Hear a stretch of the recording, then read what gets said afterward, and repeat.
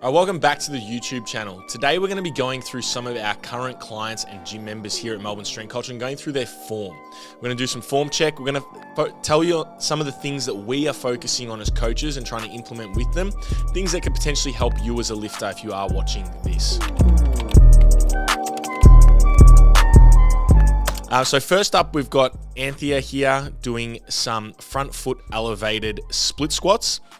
So we'll play the video. Now, a couple things that you'll probably notice here is that she's holding onto some handles. Now, we call this a rack supported or a Hatfield split squat. And the reason that we do this is because you'll probably find if you have done split squats like this in the past, you are focusing more on balancing rather than actually creating a forceful mechanical stimulus. So we hold onto the rack for support, and that way we can focus on just pushing up and down to really load up the muscles and create some force. We have the front foot elevate just to get a little bit of range because she's a smaller person. So otherwise, if we didn't have the front foot, it'd just be too short. The other thing that you'll notice if we pause here in this bottom position is that she has a very vertical shin here, which means we're doing this on purpose to try and load the glutes a little bit more. So if we wanted to load the quads a bit more, we'd try and get the knees a little bit more over toes. But in this instance, we're going more vertical shin and loading up the hips a little bit more. So if you want to play around with that when you do your split squats, you'll definitely feel the difference between a quad dominant split squat and a glute dominant split squat. Now, bench press. So we've got Anthea again, and we're focusing on some bench press. Here we're using long count pauses. Now, the reason we're using long count pauses is to spend time in that bottom position. So more often than not, you'll see people, they touch and go, they don't spend enough time in that bottom position, and then they don't actually build strength off that bottom position. So they use a bounce to get the bar off their chest rather than actually using the muscles involved in the bench press to create force to get the bar moving off their chest. So using a long count pause to actually build strength in that bottom position. We're also using the long count pause to help work on elbow position because we want the elbows to be directly under the bar. So if we pause here, you can see that her elbows are directly tucked under the bar. So this is another reason why we pause in that bottom position to create some awareness of where the elbows are when we are benching and touching our chest and pausing.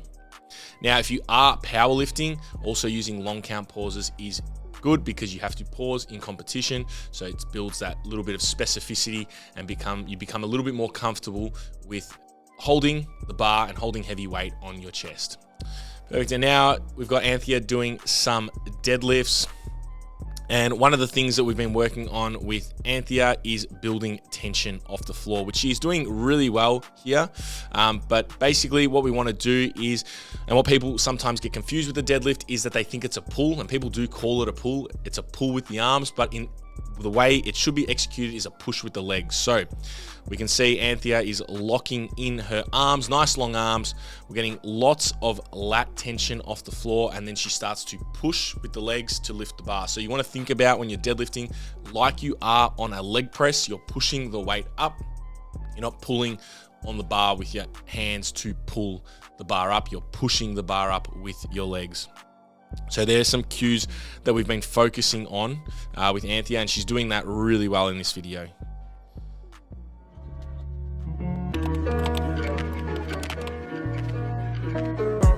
All right, so we got Jeremy Borzillo here doing some Cohen conventional deadlifts. Now, this variation is named after Eddie Cohen himself. It's pretty much a controlled touch and go deadlift. So we can see here, we've got a 3-second tempo to the floor, and instead of reset and relaxing every rep and going again, we hold the tension in the bottom of the lift.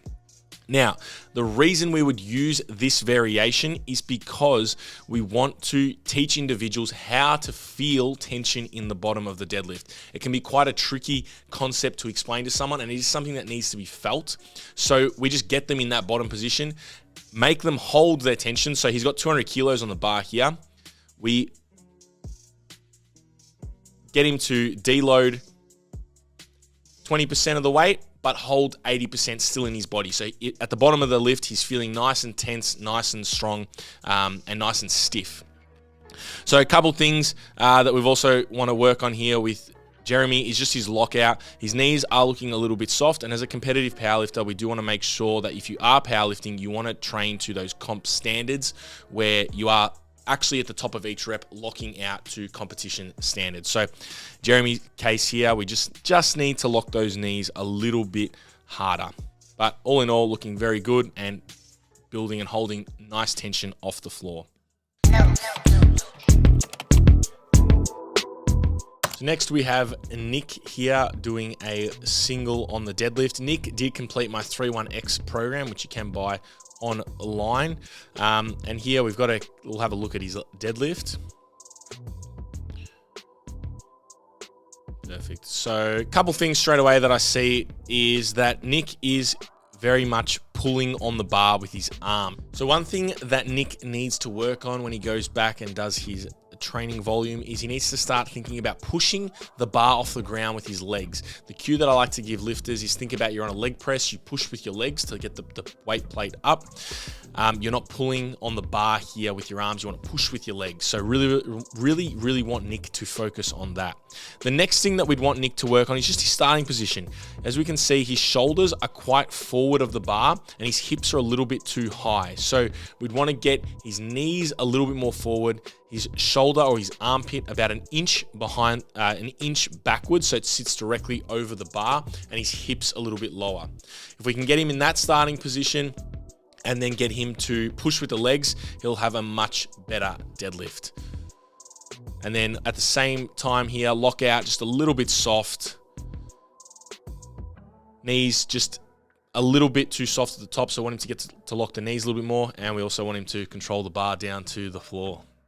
So a really good accessory for someone to work on these sort of technical flaws would be a Cohen conventional deadlift, which is exactly the variation that we saw Jeremy do before in the previous video. So that'd be something that Nick could implement into his training to get a better deadlift.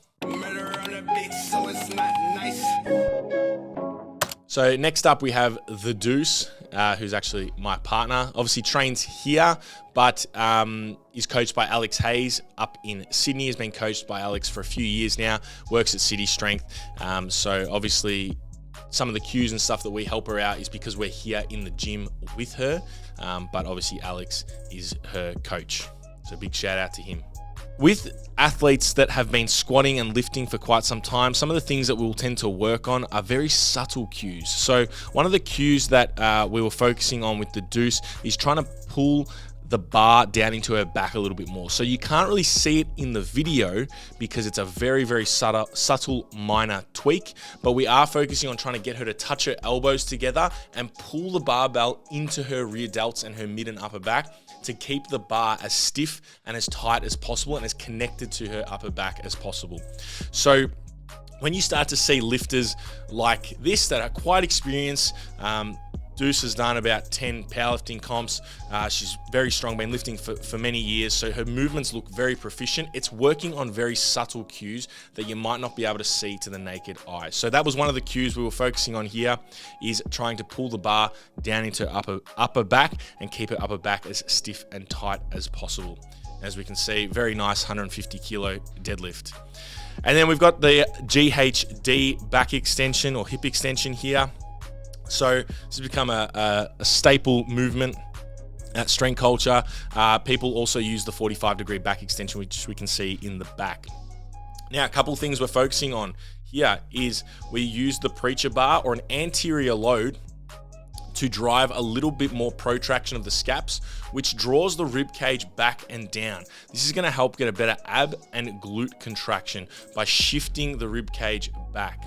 We also use the preacher bar because of the camber in the bar, the bend in the bar. It's very comfortable to hold in the elbows, and we can also load this up quite heavy because typically what you'll find with these is that you can only hold dumbbells for so long before they become too heavy.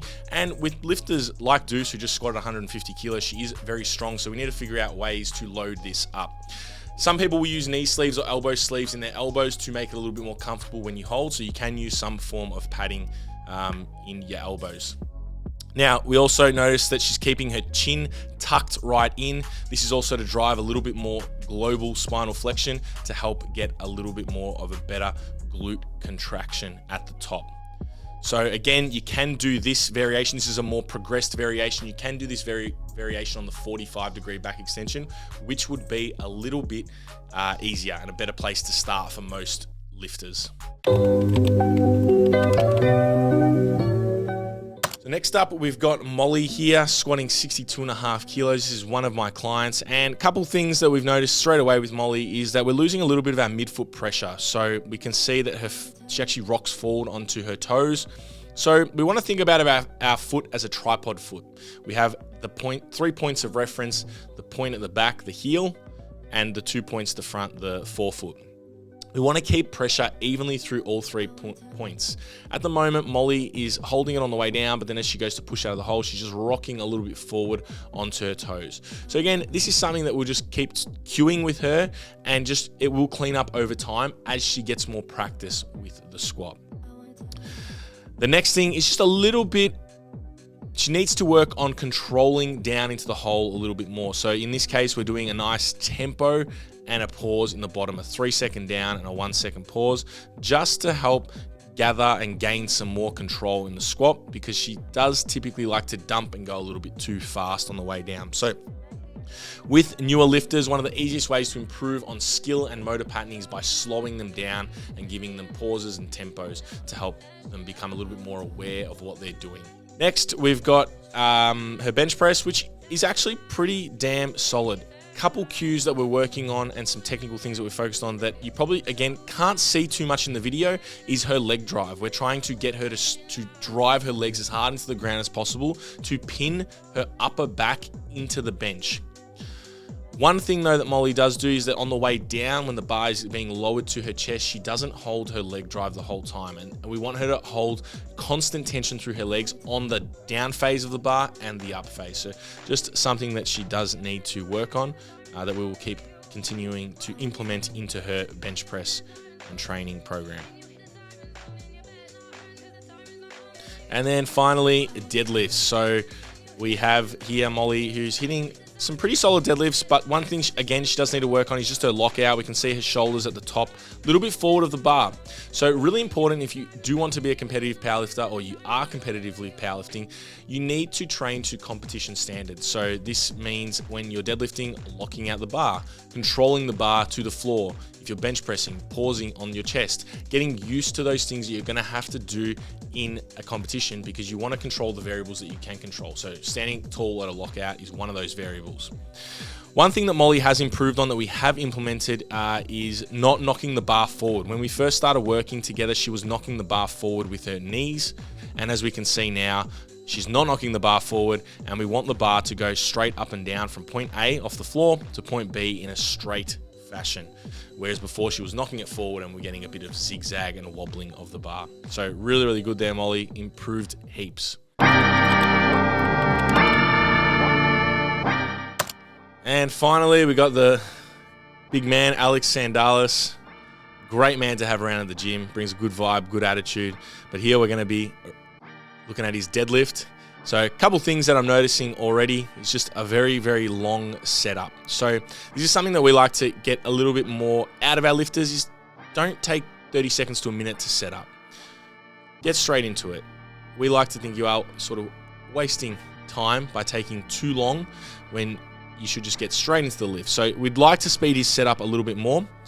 A couple things here we notice straight away is his tension off the floor. If I just rewind that, we'll see he goes to pull tension off. He does it really, really well there. But then as he goes to pull, the bar dips and he loses that tension and goes again. So he's having 2 bites of the cookie to try and get that deadlift up. So that's just something that we'd want to work on, is building that tension, holding that tension and then going, not build the tension, drop it a bit and then go again. So just something there that he needs to work on. Again, also soft knees, needs to improve that lockout would be the only other thing there. Overall, really, really good deadlift. Just needs to improve a couple things to make it an even better deadlift. And finally, obviously, pays respect to the bar, gives it a head nod, and places the belt down. So we love that. We love the paying respect to the deadlift bar. So as you can see, these are some of the technical cues that I work on with lifters that I coach and the lifters here at the gym. And I am available for coaching. And I love to work with anyone that just wants to be better and get stronger. There's a common misconception that sometimes we only work with, elite or advanced level powerlifters, but most of those guys that we coach now that are currently classified in that category started here as complete beginners. So really, I just want to work with you if you want to be better, get stronger, build muscle, change your body comp. If you fall into that category, please reach out because I'd love to work with you. If you want to follow the links, they'll all be in the description box below. You can also DM me on Instagram, quantum_lifting. I'm always available for a chat on there. And as always, happy lifting.